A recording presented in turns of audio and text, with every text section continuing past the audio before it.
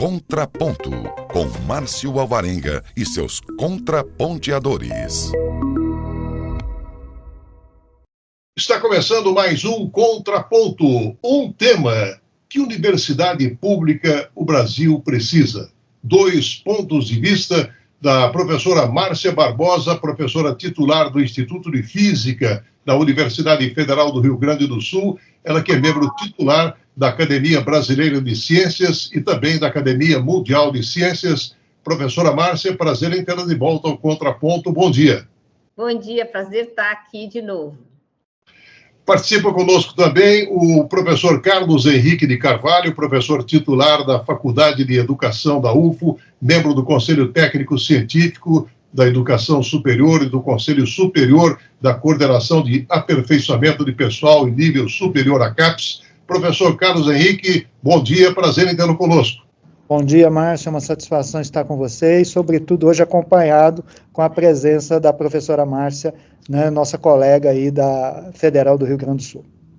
Professora Márcia, a sua universidade teve 27 propostas aprovadas pela chamada da FAPERGS, um edital que visa apoiar os projetos que contribuam para o entendimento das causas, dos riscos, dos impactos dos eventos climáticos. E aí eu pergunto, professor, o que foi possível aprender com a tragédia que se abateu sobre o seu estado? Deixa eu contar um pouquinho o que aconteceu durante o mês de maio. Ainda não era reitora, ainda nem era candidata para a reitoria, que foi em mês de junho. A gente, durante a tragédia, ou seja, estava chovendo, inundando, a gente tentando salvar as pessoas, e ao mesmo tempo, um grupo de 120 pesquisadores de todos os estados do Rio Grande do Sul estavam juntos desenhando, o que está acontecendo aqui, como isso foi previsto e o que a gente vai ter que fazer na reconstrução.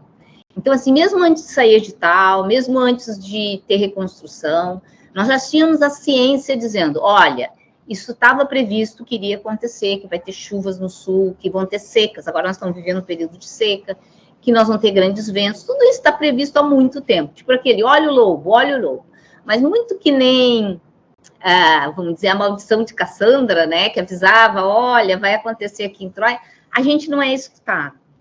Esse grupo desenhou toda uma estratégia de reconstrução, também não foi escutado, mas felizmente teve o edital da FAPERGS, que permitiu que algumas dessas pessoas que já vinham atuando em diversos aspectos sociais, aspectos econômicos, aspectos de reconstrução, tivessem já propostas muito claras, porque estavam se preparando há muito tempo para isso.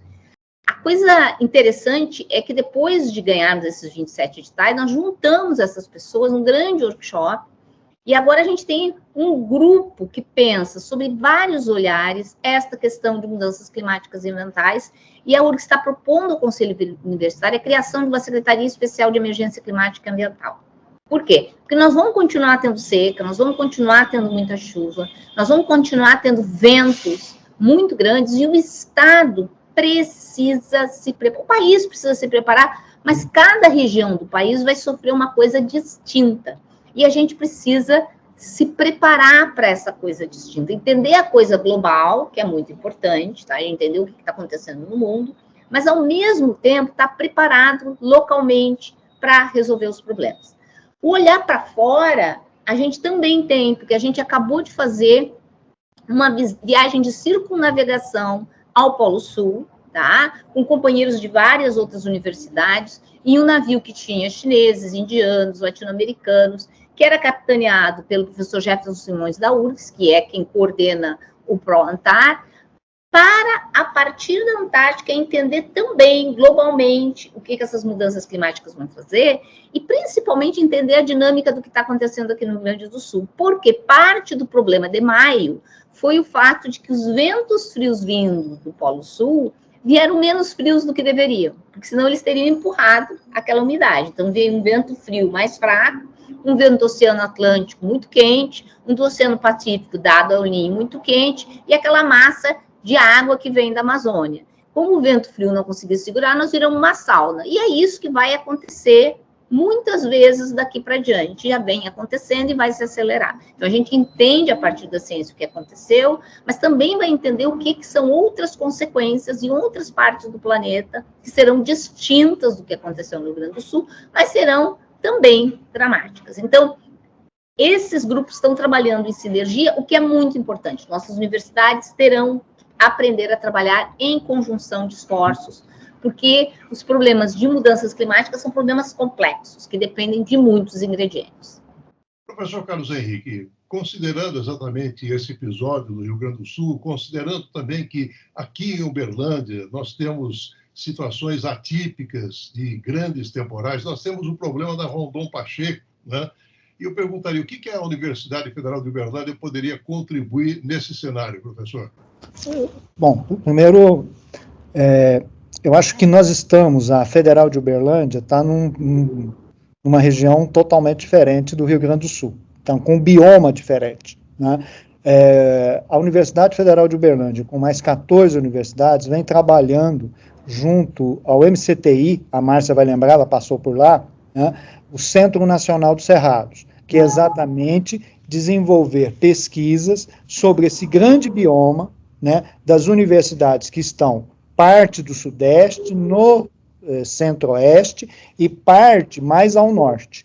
Então, nós já fizemos 2 reuniões com a professora Angelita, que é a reitora da Universidade Federal de Goiás, para que nós possamos caminhar, né, numa direção de criar uma rede, que foi mais ou menos o que a professora Márcia colocou no final dessa primeira intervenção dela. Então, eu acho, Márcio, o papel da Universidade Federal, ele vai no macro, que é uma grande rede, né, unindo várias universidades, no caso específico desse Centro Nacional do Cerrado, que nós estamos em discussão, nós inclusive fizemos uma carta para o MCTI, foi encaminhada à ministra Luciana, para que ela, vamos dizer assim, fizesse uma reunião conosco para que cada universidade, das 15 universidades que assinaram esse documento, que a gente possa apresentar para ela o que cada instituição vai desenvolver em rede. Eu acho que esse tem que ser uma mudança no cenário nacional.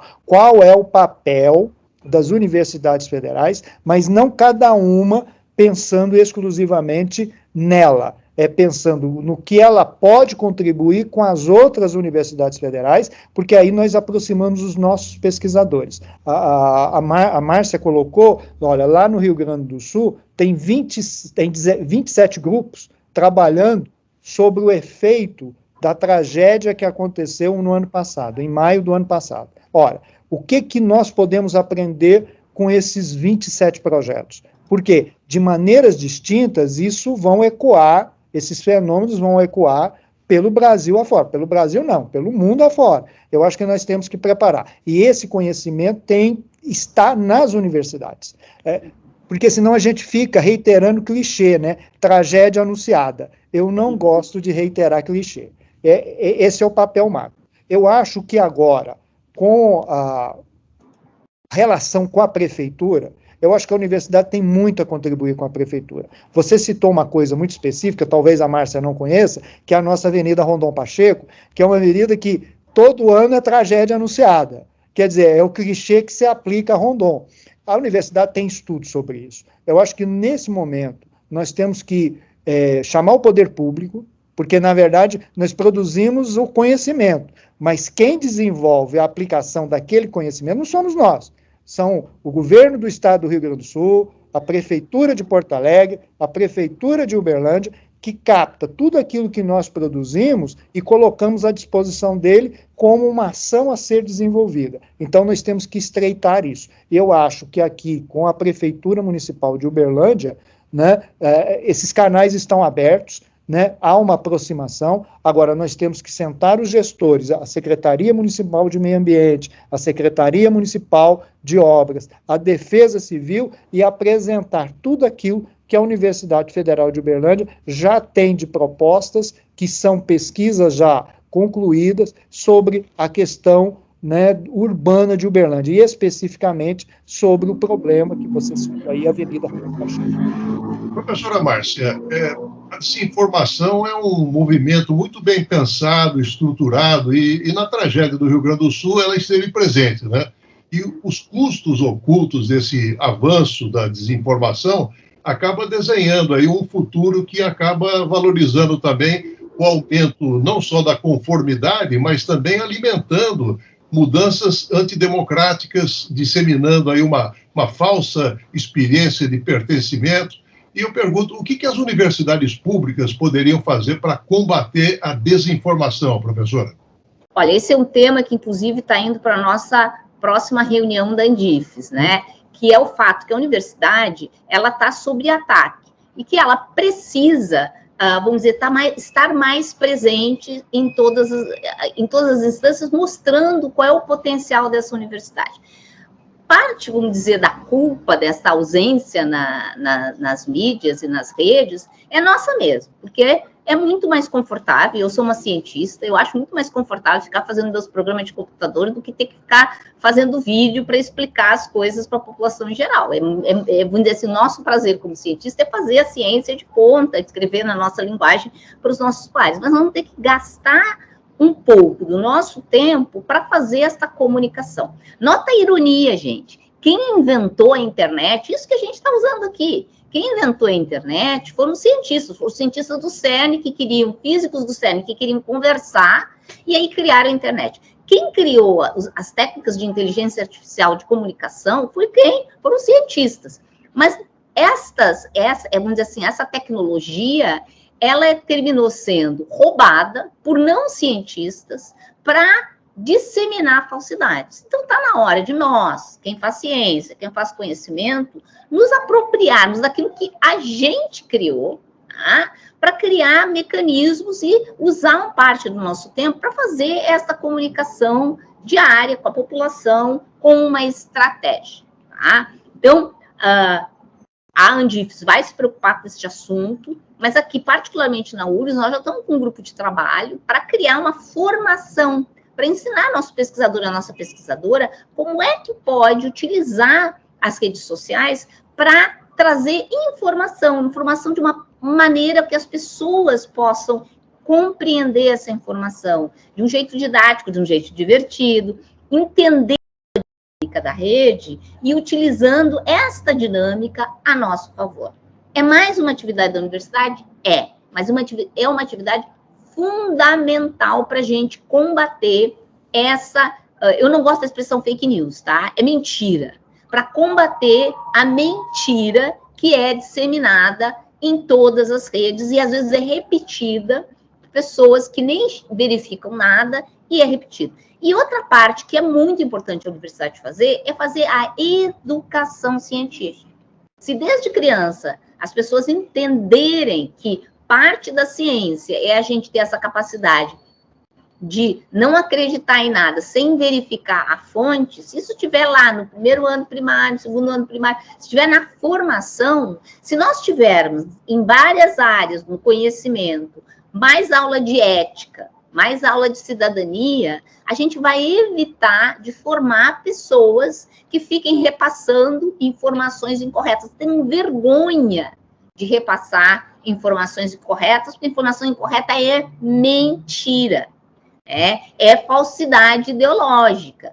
Tá? Dar os nomes corretos é fraude, dar nomes pesados para as coisas faz as pessoas, eu acho, terem um pouquinho mais de, vamos dizer assim, timidez em ficar usando e repassando esses instrumentos. Professor Carlos Henrique, o que a UFO pode fazer para combater as mentiras e a desinformação? Exatamente aquilo que a Márcia já sinalizou aí, porque nós já criamos 2 comitês, inclusive. O Comitê de Divulgação Científica, que aí eu concordo, eu falo muito, Márcio, internamente aqui na minha equipe, nós falamos para convertidos. Os mentirosos, eles tentam converter os inconvertidos. Eu acho que essa é a diferença. O que eu quero dizer com isso? A gente fala para os pares. Eu vou falar para a Márcia que ciência é importante. Eu vou falar para a Márcia que informação de qualidade é importante. Falar para você, quer dizer, eu estou falando para convertido. Por que a mentira ganha espaço? Porque a mentira fala para o leigo. E como que nós, e aí eu também me alinho a Márcia, nós temos muita dificuldade, porque é muito mais tranquilo nós falarmos para os nossos pares, eu não estou dizendo não apenas os nossos pares, interno à URGS ou interno à UFO, interno de uma grande comunidade científica acadêmica. Tá? é muito mais fácil falar para eles, porque a gente estabelece o diálogo. Agora, quando nós vamos falar para aqueles que não têm, né, vamos dizer assim, a imersão ainda nesse mundo científico, né, qualquer coisa que eu falar cola. Tá? Porque ele não tem esse dado. É esse espaço, né, que esses falseadores da ciência conseguem penetrar. Eles têm uma capilaridade muito maior do que nós. Então, nós temos que discutir, nós temos que, primeiro, preparar os nossos pesquisadores e pesquisadoras, que eles não sabem fazer esse trabalho. Por quê? Eles têm que entender que, para falar para a sociedade, eu não estou apresentando um trabalho lá no MIT. Eu estou falando para uma população que, às vezes, eu vou ter que mudar a linguagem, vou ter que mudar, inclusive, a postura de voz, para que eles entendam que aquilo que eu produzi é muito importante, que tem, vamos dizer assim, impacto na vida cotidiana deles. Tá? A Márcia deu o exemplo da internet. Ó. A internet, quer dizer, todo mundo usa a internet hoje. Ninguém vai questionar a verdade da internet, né? Mas questionam a verdade de outras verdades científicas que foram produzidas. Então, esse é o trabalho. Agora, eu vou mais além. Eu acho que nós estamos entrando, né, num período que talvez seja muito crítico para nós enquanto universidades, que é a IA, né? Porque a IA vai ser usada nesse trabalho de desinformação de uma maneira absurda. E já estão usando. As universidades, elas têm que criar, né, uma discussão interna, né, em relação a isso. Então, um dos primeiros atos que eu fiz foi criar divulgação científica e, ao mesmo tempo, um grupo para discutir a IA dentro da Universidade Federal de Uberlândia. Mas eu vou mais além. Eu acho que isso tem que ser um trabalho da Andifes, né? Tá? Isso não pode ser um trabalho isolado, ou da Márcia, ou meu. Isso tem que ser um conjunto, porque se a gente consegue, né, qualificar a discussão, né, e fazer esse trabalho em rede, nós teremos melhores condições de fazer um enfrentamento a esse processo de desinformação que abala todos os princípios da democracia, todos os princípios da democracia são abalados, né, para que a gente para que nós possamos recuperar exatamente o papel que a universidade tem que ter, uma universidade que possa realmente, né, fazer ciência, apresentar ciência e demonstrar a importância da ciência. Porque se nós não fazermos isso, Márcio, nós vamos cair nós vamos perder relevância. Sabe? E se nós perdermos relevância, é o pior que pode acontecer com a universidade pública brasileira. Agora, em cima do que o professor Carlos Henrique colocou, professora Márcia, eu pergunto, como promover uma comunicação científica que possa estimular a sociedade a refletir sobre o papel na construção e também na apropriação da ciência? Tá. Deixa eu dar um passinho atrás, só para trazer que esse contexto do fato de que estamos enfrentando uma desinformação, uma mentira, tá, com instrumentos de inteligência artificial, que isso não é um problema só do Brasil. Tá? Esse é um problema mundial. Como é um problema mundial, além de nos acertarmos dentro do Brasil, o que a gente vai fazer, que regulação que a gente vai ter que ter canais internacionais para fazer essa construção. Porque assim, eu não consigo regular a IA com regras só no Brasil. Por quê? Porque qualquer VPN, tu termina trazendo essa comunicação de fora. Então, vai ter que ser um acordo internacional.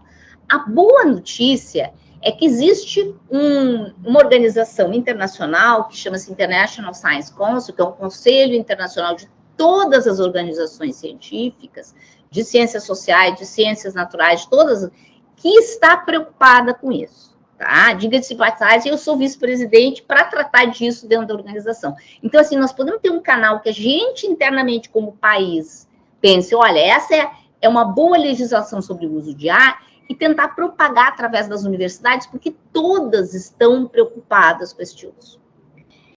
Neste uso de falsidade, tem um elemento que a gente tinha que já ter acordado há muito tempo, que é o seguinte: quando eu tenho essas ferramentas sendo usadas, quem sabe desenhar essas ferramentas são pessoas que nós formamos. Para conseguir trabalhar essas ferramentas que nós criamos, porque nós criamos IA, nós criamos a internet, nós criamos a computação, quem a gente está formando nos nossos bancos são estas pessoas que estão nos atacando. Não são outras pessoas, são estas. Então, significa que na nossa formação a gente está falhando em alguma coisa.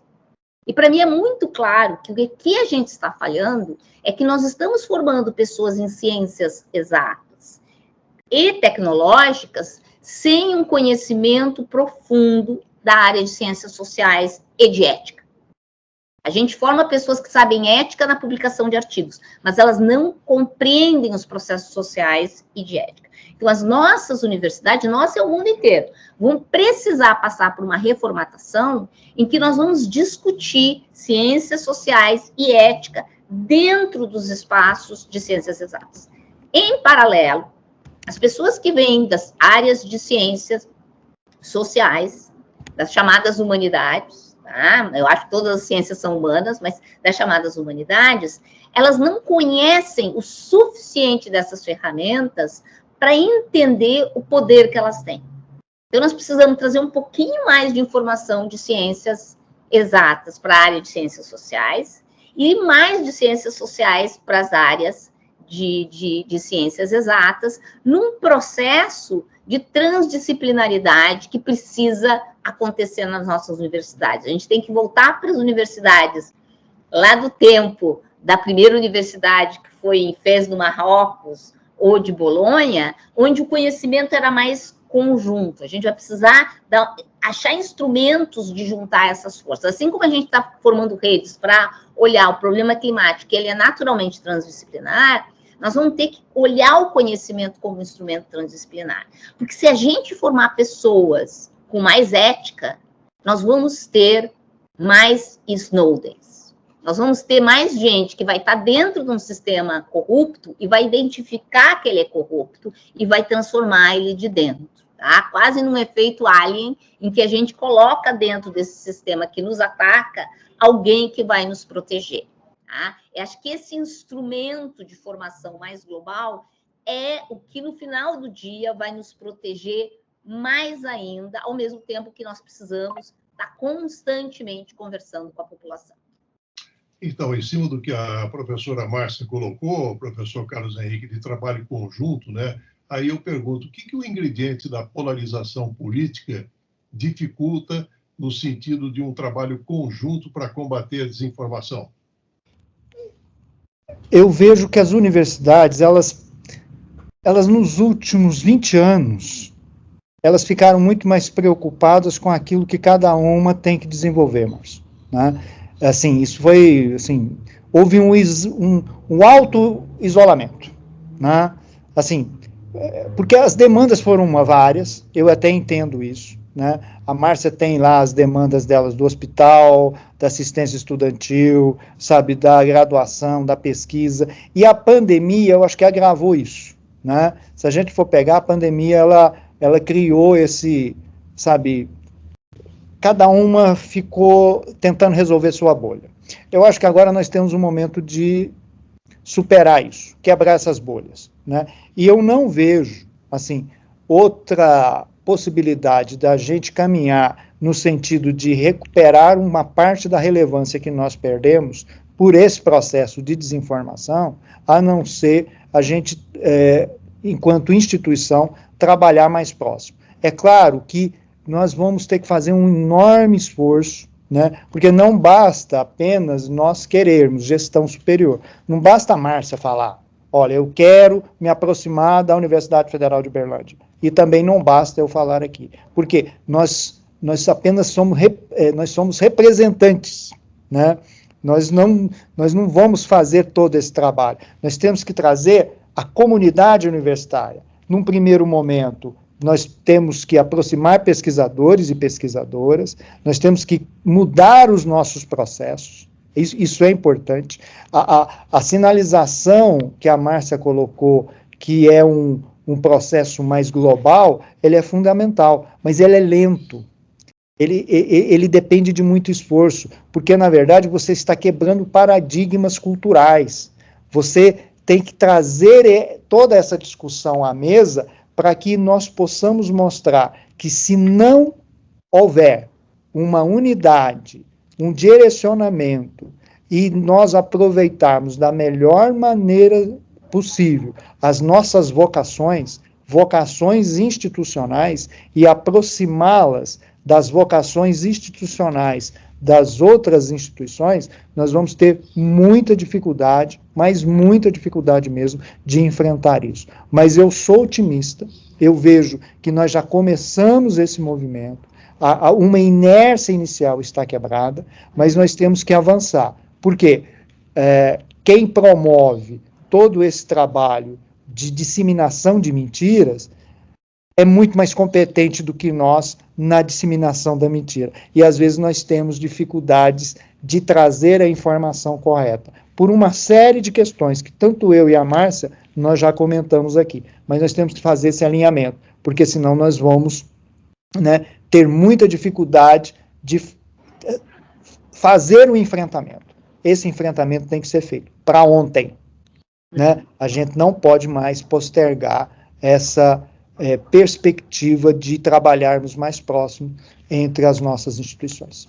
Professora Márcia, vamos falar um pouquinho sobre produção científica.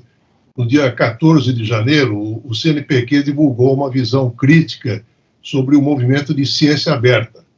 E a nota, ela enfatiza a respeito do debate sobre ciência aberta e, de acordo com a nota, ainda o tema apresenta facetas diversas, e uma delas gira em torno do pressuposto de que pesquisas financiadas com recursos públicos devem ter seus dados e publicações disponibilizados publicamente. E a falta de ajuda profissional competente para auxiliar os pesquisadores a estruturar aí os dados da pesquisa e também guardá-los, pode estar abrindo aí um flanco que possivelmente vai fragilizar num futuro muito próximo. O que a senhora pensa a respeito?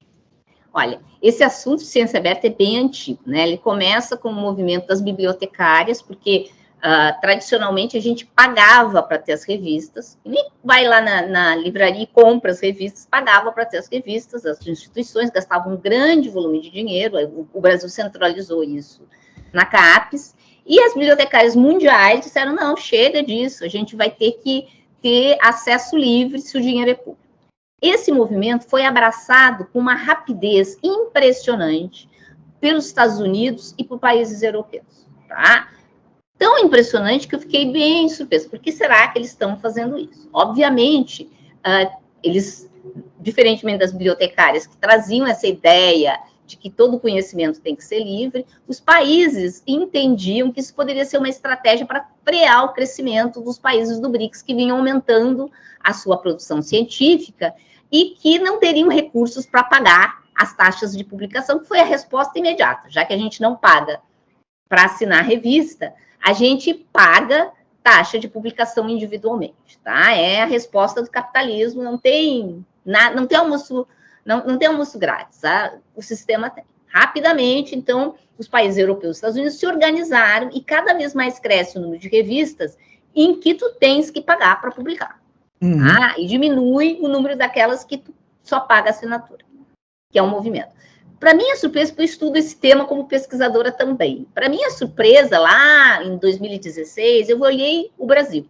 O Brasil, sem ter política nenhuma de acesso aberto, já tinha 30% da sua publicação científica em acesso aberto, graças a uma plataforma maravilhosa mantida pelo governo, com apoio também do governo do Estado de São Paulo, que é a plataforma Cielo. Cielo põe revistas, organiza revistas, com a regra que seja acesso aberto. Até algumas revistas têm taxa de publicação, mas é baratinho, super, só para manter o esquema. Então, a Cielo é uma saída para publicações, se houver essa exigência de governo, de publicações, eu estou separando publicação de dados, de publicação em acesso aberto. Ela é uma saída e a gente pode explorar essa saída.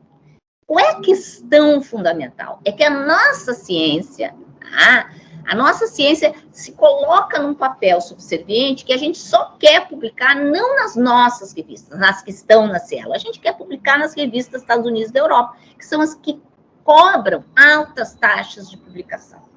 Tá? Então, a gente tem um posicionamento aí em termos de publicação, tá? Que a gente quer estar lá, a gente quer estar nesse cenário. Tá? E a gente não conseguiu ainda construir uma aliança dos BRICS, que seria muito interessante, de ter plataformas como a Cielo, mais abrangentes, juntando China, Índia, Rússia, África do Sul, porque seria uma potência, porque são os países que estão crescendo. Então, assim, tem uma falta de atitude de confrontar esse movimento, que é o movimento das grandes editoras. Tá? Nesse momento, o Brasil está assinando um acordo que chama-se Read in Publish, que é um acordo transformativo, em que a gente vai pagar um pacotão destas assinaturas. Tá? Então, estamos entrando por esse caminho, embora eu particularmente acho que a gente tinha que peitar essa briga. Tá? Juntar os BRICS e vamos criar nossas plataformas fortes de publicação, porque nós temos muito autor se juntar a esses países. Vai ter que requerer uma certa coragem. Essa discussão foi uma discussão importante nas reuniões do G20, porque já Índia, China e Rússia percebem que a gente deveria confrontar um pouco essas grandes editoras, mas pesquisadores e pesquisadoras querem ainda o conforto de poder publicar em Nature, Science, etc., sem precisar pensar muito num confronto. Agora tem um segundo tema que cresce a partir desse, que é o seguinte: além da publicação, o ideal seria ter os dados abertos, tá? Os dados abertos num formato muito específico para que qualquer pessoa pudesse refazer a minha simulação, o meu experimento. No mundo ideal, isso é maravilhoso, porque aí eu consigo mais facilmente refazer conferir que o que eu fiz está correto, tá? Mas normalmente, quando tu busca, tu gera dados, tu gera muito mais dados do que tu pode analisar e do que tu tem capacidade de analisar. Se tu deixa tudo aberto, tu permite que aqueles que têm mais capacidade de análise, Norte Global, para surpresa de 0 pessoas, possam minerar teus dados. E isso é uma fragilidade do sistema, de novo, para surpresa de 0 pessoas, quem está demandando o dado aberto, de novo, é o Norte Global. Tá? Então, se por um lado, a ciência aberta e o acesso aberto é alguma coisa que parece muito legal, ele nos fragiliza no sul global.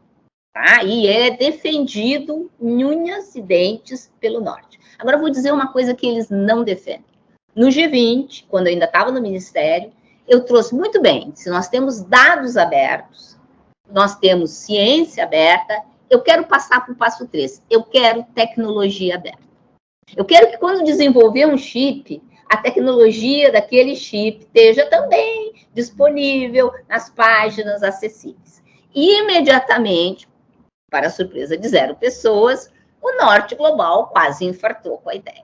Então, assim, é uma ideia bonita, é uma ideia interessante, mas ela está sendo jogada geopoliticamente. Até em ciência tem política, que é uma geopolítica de dominação. O que o CNPq quis dizer? O CNPq diz que nós não vamos ter, que vão jogar para o CNPq a responsabilidade de guardar todos esses dados. Que neste momento ele não tem como manter todos esses dados. E o que os cientistas que acham muito maravilhoso ter os dados abertos, porque dá para a gente conferir, dizem, não, a gente tem que dar um jeito para isso. Eu acho que a solução não está nem no não, nem no sim. Ele está em olhar este problema com a cabeça geopolítica certa. Que dado que eu vou fazer disponível, o dado que me interessa ser disponível, aquele que nós podemos compartilhar entre nós nacionalmente. Ou com os nossos parceiros. Onde é que eu vou publicar? Quem sabe construir plataformas como a Cielo Internacionais Fortes, que possam nos protagonizar como BRICS. Vamos ser menos subservientes e vamos ser um pouquinho mais espertos. Professor Carlos Henrique, a professora Márcia falou em geopolítica da dominação, né? E a revista Piauí trouxe uma reportagem mostrando que essas grandes editoras científicas acabam percentualmente lucrando mais que a indústria petroleira, professor. Eu quanto pró-reitor, Márcia, de pesquisa e pós-graduação, inclusive foi quando eu te visitei lá no MCTIC, né? Você não esqueça disso, eu era pró-reitor e você era diretora, né? Pró-reitor, às vezes, diante de certas situações, ele fica entre a cruz e a espada, né? Um pesquisador nosso teve um trabalho aprovado, um artigo, um paper aprovado na Nature. Qual que é o valor? 7.000 libras. 7.000 libras. Na época dava 49 mil reais. Você vai tirar 49 mil reais de um orçamento que é pequeno para pagar. Tá, a gente fez o sacrifício, pagou. Uma semana depois ele falou, eu preciso de um complemento. Eu falei, mas como? Já foi pago. É porque o meu artigo virou capa. Eu falei, mas se o artigo virou capa, é problema da Nature. Ela que, né? Ela que escolheu. Não, eu tenho que pagar mais 500 libras. Porque ele virou capa da Nature. Quer dizer, eu estou mostrando isso, que essa coisa geopolítica é complicada, né? Agora, eu vou, assim, e a Márcia sabe que a Cielo, inclusive, entrou em crise, hein? Ela teve uma crise aí, não cabe entrar aqui em pormenores, mas às vezes nós criamos também, né? A gente cria dificuldade para nós mesmos, né? Por que é toda essa confusão aí de pagar artigo, essa correria? A Márcia citou, olha, a Cielo, ela atende muito bem e aquelas revistas que cobram uma taxa mínima, porque nós resolvemos avaliar os nossos pesquisadores pela produção científica, pelos artigos. Então, quanto maior impacto, maior avaliação, isso em todo o processo. A Márcia é pesquisadora PQ, eu sou pesquisador PQ, então isso é uma cultura que se entranhou dentro do nosso sistema de desenvolvimento, pesquisa e tecnológico, né? E aí, aonde nós vamos buscar essas revistas? No norte global, porque lá eles têm essa tradição, né? Então, é muito difícil você quebrar isso, né? Por quê? Nós temos que criar um sul global, né, que seja reconhecido e que não venha com a prática, né, daquilo que o norte já vem. A Márcia estava citando aí dos BRICS, né? Se eu somo a Índia, juntamente com a China, a China hoje tem a maior produção científica do mundo. Eu não estou dizendo em termos de qualidade, eu estou dizendo em termos numéricos, em termos quantitativos. A China é o país que mais publica artigos. Mas eles publicam artigos aonde? Nas revistas dele? Não. Eles publicam na revista deles, mas publicam nas revistas, na Nature, nas grandes revistas dos Estados Unidos, da Europa, etc, etc. Eu acho que se a gente quiser quebrar essa geopolítica, porque conhecimento é dominação. Olha o caso que aconteceu a semana passada aí com a inteligência artificial chinesa, né, custando 6% do que os americanos fizeram.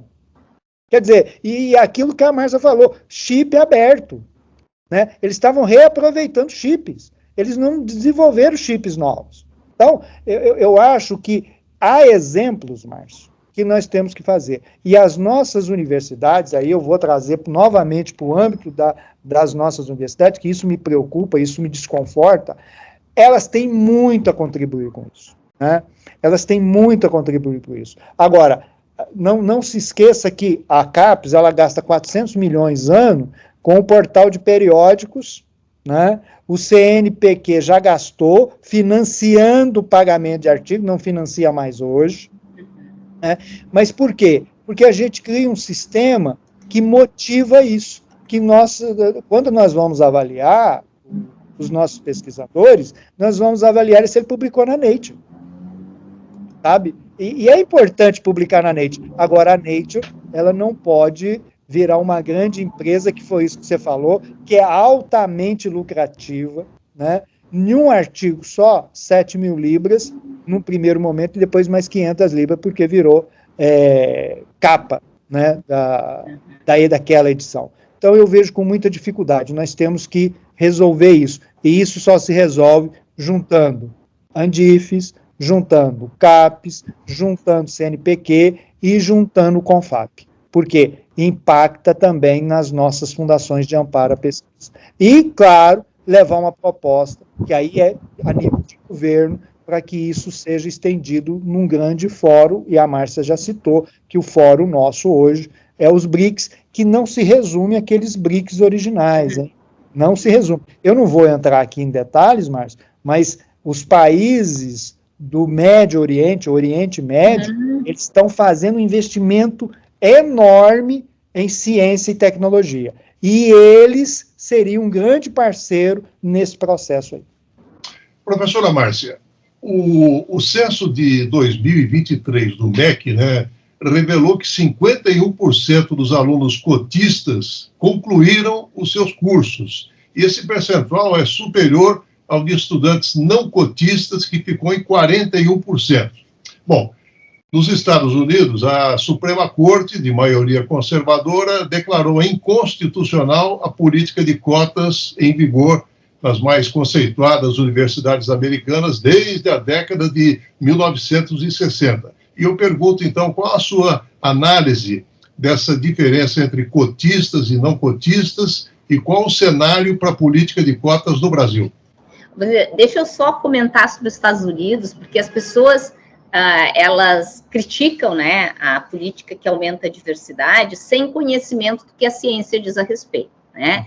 Tem um estudo muito interessante que analisou 10 anos de teses de doutorado nos Estados Unidos, e esse estudo mostra que grupos subrepresentados, que são geralmente os cotistas, eles produzem mais inovação disruptiva do que os grupos hegemônicos. Então, assim, tem dado que mostra trazer diversidade traz mais inovação para o sistema. Depois tem um estudo da McKinsey, que é uma consultoria internacional, para dizer que não é só estudo acadêmico, mas uma consultoria internacional, que mostram que empresas com mais diversidade ganham mais dinheiro. É ridículo pensar que agora empresas como o Facebook, a Meta, etc., que vão eliminar suas políticas de diversidade, quando, na verdade, os estudos mostram que diversidade traz mais dinheiro para as empresas, né? E só para citar o DeepSeek, mostraram agora recentemente, depois do Zuckerberg dizer que precisava de uma vibe mais masculina para atacar esse problema, e é uma mulher dentro do DeepSeek que faz o desenvolvimento. Então, assim, é um erro estratégico a gente não utilizar a potência que é a diversidade. E a ação afirmativa é uma maneira da gente conseguir incorporar essa parte da população que não teve as mesmas oportunidades para dentro da universidade, não só porque isso é mais democrático, não só porque isso é mais justo, mas porque isso é mais eficiente, gente. Porque trazer de novo, como eu falo da transdisciplinaridade, ou seja, que eu preciso voltar àquele tempo em que a universidade juntava as disciplinas, eu também preciso de uma transcultura, que é trazer diferentes olhares da população, de pessoas que vêm de diferentes camadas sociais, diferentes histórias de vida, para trabalharem junto para a construção do conhecimento. Então, assim, essa transformação a universidade precisa passar. Ela já tem as cotas, mas ainda não se transformou num elemento transcultural, no sentido de que a gente também incorpora o que as pessoas de direito estão trazendo para dentro da universidade. É um erro dos Estados Unidos, e espero que o Brasil não repita, não copie e cole, como o Brasil adora copiar e colar coisas dos outros, não copie e cole esse erro. É um erro porque nossas universidades se tornam mais potentes à medida que a gente consiga ter a diversidade e incorporar na nossa dinâmica do ensino, pesquisa, extensão e administração essa diversidade.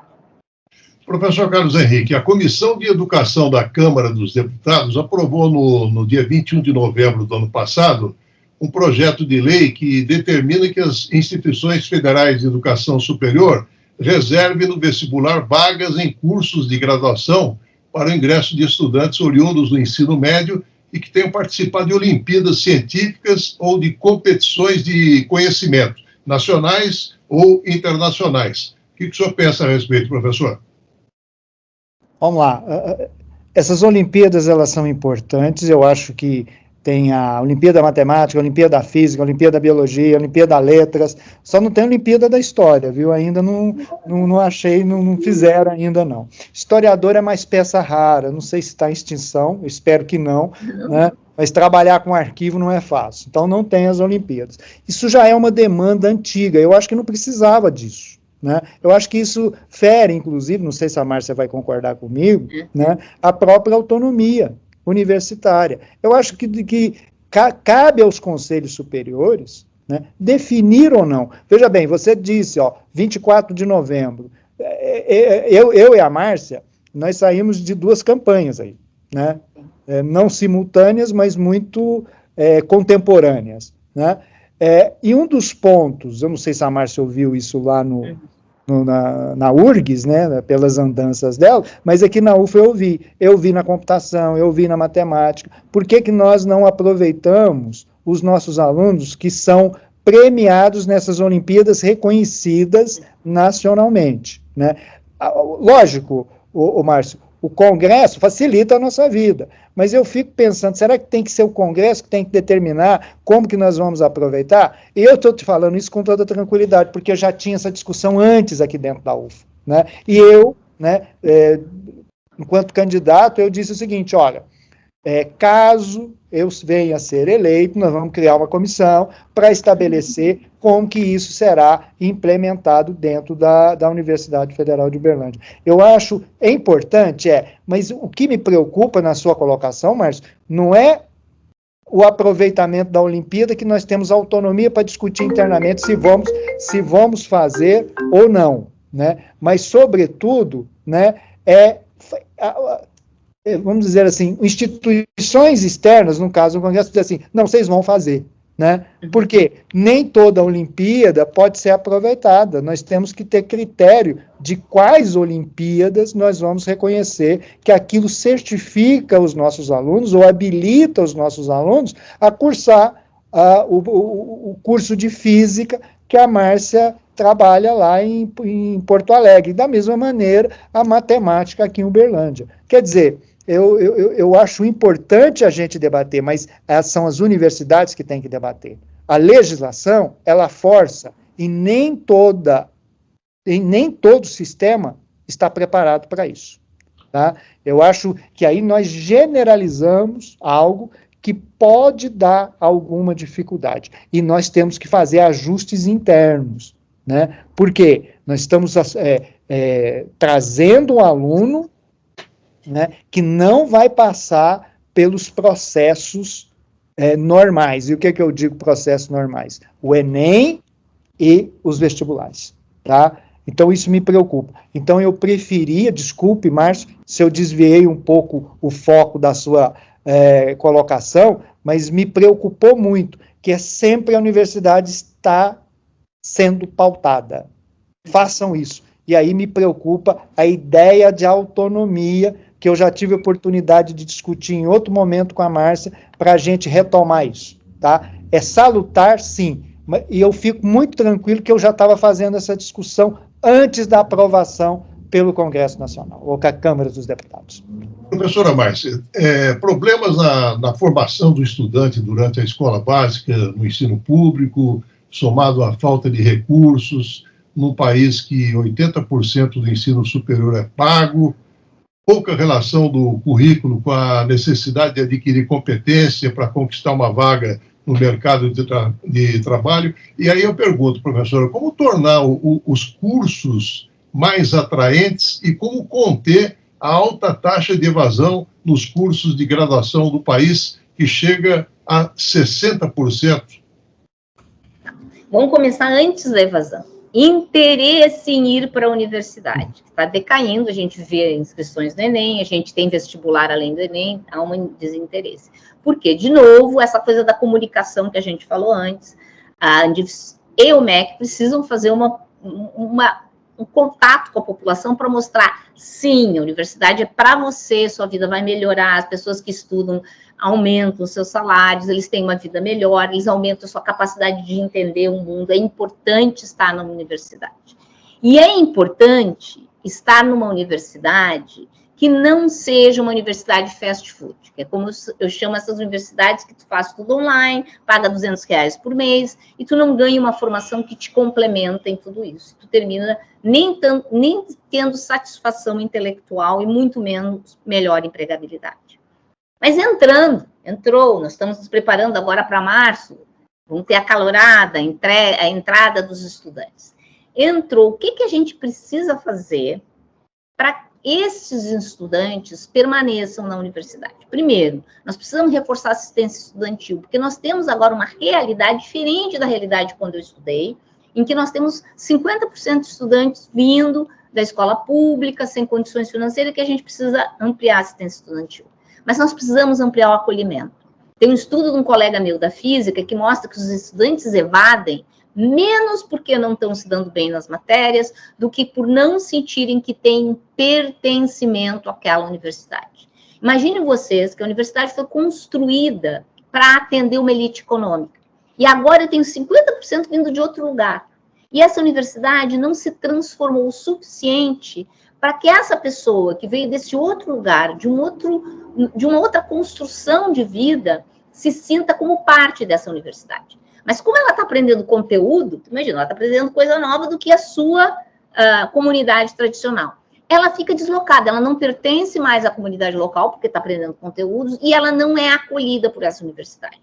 Então, a universidade precisa se transformar para ser mais acolhedora. E acolhedora significa ter essa capacidade de dialogar com o conhecimento do outro e da outra. Quando eu estou recebendo um estudante indígena ou quilombola, eu tenho que reconhecer a bagagem cultural que essas pessoas estão trazendo.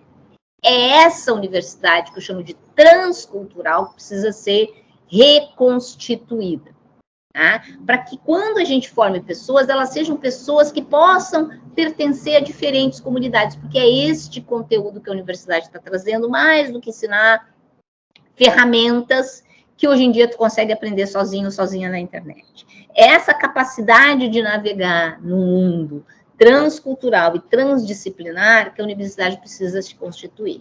Isso não é simples. Isso requer uma reeducação interna dos nossos instrumentos, mas isto é urgente. Isso é urgente para nós, mas também isso é urgente para toda a universidade mundial, porque ela está enfrentando esta mesma crise. Uma crise de necessitar formar mais pessoas para que as pessoas não sejam sensíveis à mentira, que é como deveria ser chamadas fake news. Como tornar os cursos mais atraentes, professor Carlos Henrique? Primeiro, torná-los mais humanos, menos técnicos. Né? É muito na direção que a Márcia falou. A universidade ela teve um papel fundamental na formação da sociedade brasileira. Se a gente pegar os últimos 40 anos, a gente consegue identificar isso de uma maneira muito tranquila. Mas, ao mesmo tempo, nos últimos 40 anos, a universidade pouco se modificou. Pouco se modificou em termos de currículos, pouco se modificou em termos de metodologias de ensino. Nós criamos dificuldades para nós mesmos. Nós aprovamos uma série de normas internas que impede, inclusive, isso que a Márcia está dizendo, que é a transdisciplinaridade entre os nossos cursos, sabe? A gente cria tanta norma. Nós somos pródigos nisso. Né? E esse arcabouço normativo interno que as universidades criam, né, deixa a universidade mais fria, deixa uma universidade mais, eu vou usar um termo talvez inadequado, burocrática academicamente. E isso, né, afasta a universidade das dimensões culturais que a universidade está recebendo hoje. A universidade hoje, querendo, né, contrariando alguns ou não, ela é muito mais democrática do que era 40 anos atrás. Exatamente por tudo isso que nós debatemos aqui. Mas, ao mesmo tempo, a universidade, ela se tornou mais democrática no recebimento, mas ela não teve a mesma proporcionalidade de ter uma prática mais democrática no trato com essas populações. Sejam elas quilombolas, sejam elas indígenas, seja afrodescendente, nós não tivemos isso. Né? E a universidade, ela tem muita dificuldade de se mover. Às vezes eu faço uma comparação indevida também, eu comparo a universidade a um grande cargueiro de 300 mil toneladas, eu tenho que tirá-la da inércia, né? Movê-la para algum lugar. Só que esse movimento, eu tenho que quebrar uma inércia danada. A Márcia é física, ela sabe melhor do que eu, enquanto historiador, estou dizendo. é a analogia que eu faço em relação às dificuldades, e a gente não consegue fazer isso sozinho. Por isso que eu reitero que o espaço, que o fórum, tanto a Márcia quanto eu, e mais 67 reitores e reitoras, é Andifes, sabe? A Andifes tem que conduzir esse processo, não no sentido de estabelecer uma política, mas no sentido de nos aproximar mais, que a gente possa trocar experiências e cada um, e cada reitor, cada reitora possa trabalhar de uma maneira mais solidária, né, entre nós, para que nós possamos mudar as nossas realidades, que não é um trabalho fácil, é um trabalho de longo prazo. Eu sei, Márcio, que está estourando aqui o nosso tempo, mas eu gostaria que você, num próximo contraponto, colocasse autonomia e planejamento estratégico, que tem tudo a ver, sabe? E eu acho que é o grande desafio das universidades federais brasileiras. Vamos marcar.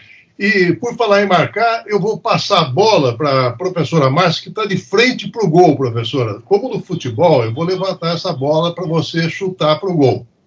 A desigualdade de gênero é um desafio no mundo inteiro, né? E no relatório o Progresso dos Objetivos do Desenvolvimento Sustentável, divulgado pela ONU Mulheres, e também o Departamento de Assuntos Econômicos e Sociais das Nações Unidas, evidencia que nenhum daqueles indicadores e também subindicadores dos Objetivos de Desenvolvimento Sustentável 5, relativo à igualdade de gênero, foi alcançado até agora. E aí, para a gente encerrar, eu pergunto, como despolitizar o tema?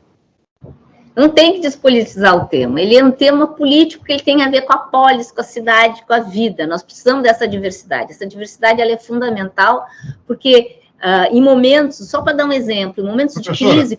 Professor, então eu digo, ao invés de despolitizar, partidarizar. Mas ele não é um problema partidário, ele é um problema que atinge mais da metade da população, é muita gente, e os homens também têm que estar envolvidos neste assunto, porque significa termos mais eficiência. Precisamos trabalhar em conjunto, se tivermos homens e mulheres pensando nas soluções para mudanças climáticas, para a fome, para a pobreza, para a desigualdade, nós vamos conseguir resolver.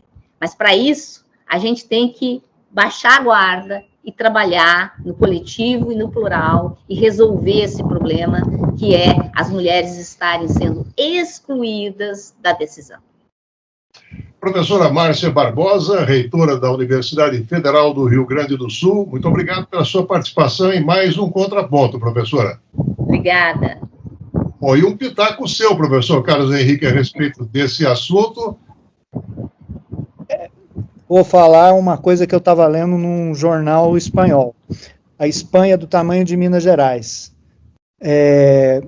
A coisa é tão grave a nível mundial que eles estão rediscutindo a política que já é uma das melhores da Europa, a Márcia deve conhecer, né? Política de proteção à mulher, né? Política contra a violência doméstica, porque no mês de janeiro eles tiveram 15 homicídios que aqui no Brasil nós estaríamos tipificando como, né, homicídio de gênero, né? Então eu acho que o problema é mundial, né? Feminicídio, né?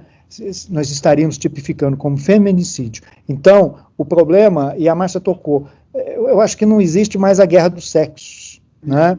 A gente não pode polarizar. Eu acho que existe um problema de discriminação, de segregação, que tem que ser enfrentado coletivamente pela sociedade, independente se seja homem ou mulher. Nós temos que unir para que essas injustiças não continuem da maneira como elas ocorrem hoje. Isso tem a questão de gênero, tem a questão afrodescendente, tem a questão, né, de outras minorias, né, de orientação sexual. Então, eu acho que a sociedade ela tem que se imbuir disso, né? E ali nós vamos cair numa vala comum, que nós já debatemos aqui muito hoje, são as mentiras ou a desinformação sobre todo esse processo.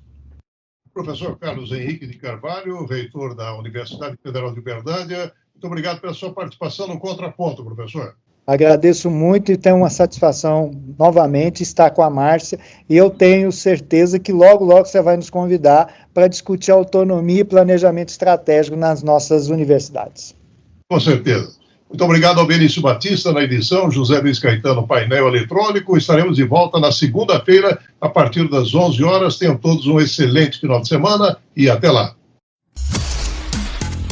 Trocando em Miúdos. Programa produzido e apresentado por Márcio Alvarenga. Visite o nosso site www.programatrocandoemmiudos.com.br